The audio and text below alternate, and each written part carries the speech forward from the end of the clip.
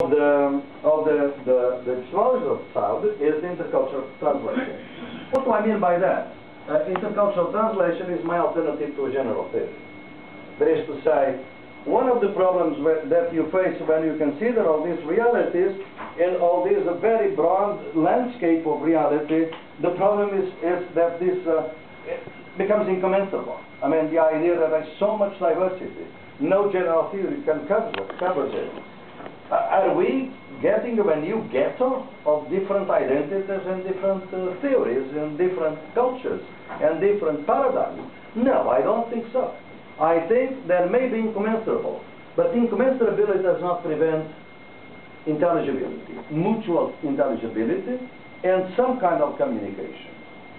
The problem is that we cannot absorb all the reality into an homogeneous totality. Let's forget that. So intercultural translation allows you to create mutual intelligibility without absorption of the diversity. And this is very important because we have to acknowledge that at least when we see these incommensurabilities and the possibilities of cultural translation is because there is a political motive there. Some time ago when I was doing that the story tells you, as many others can tell you, I was doing my research in Colombia, and I was in my office in Bogota. We were doing a research project, and my research assistant is an indigenous woman, student, a law student at the University of Bogota, came to my office and said, "Professor, she was crying." And I said, "Well, what happened to you?" She is from an indigenous group, Arahuacos, the Arahuacos that are in the Sierra Nevada Cucuyo in Colombia. And I said, "Well, I'm attending the first year law course on civil law and property law, and the professor was saying that, you know, land is a thing that you can buy, that you can sell, and there are individual titles to the land, and of course the ones that are holders of the titles, they can do whatever they want with that piece of land." And she raised her hand and said, "Professor, but in my community, the land does not belong to us. We belong to the land. And in fact, it is impossible for us to sell or buy land because land is committed from our ancestors. It has always been there." The professor cut it immediately and said, "Look, I'm here concerned about the conceptions of property in the civil code. I don't care about the rest." What is this? Is that by doing this, the professor was really committing an extremicide. Was considered that the knowledge of this young student was absolutely invalid. Didn't make any sense. And she came to me and said, "Professor, but that means that my community is wrong?"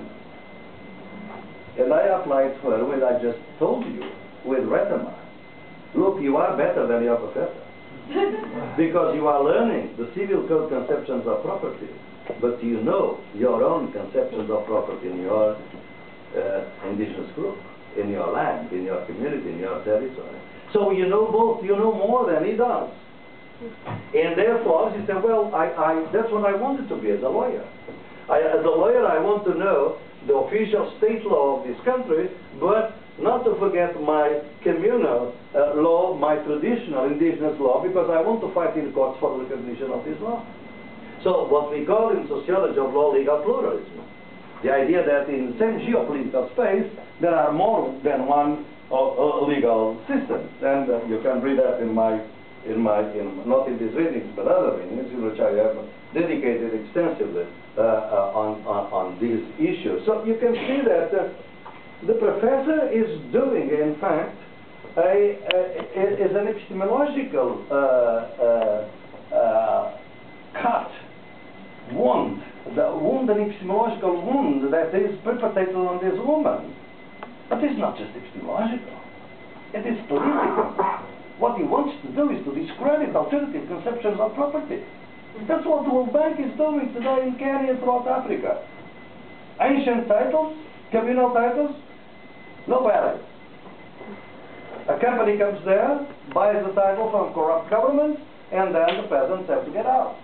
It's happening all the time.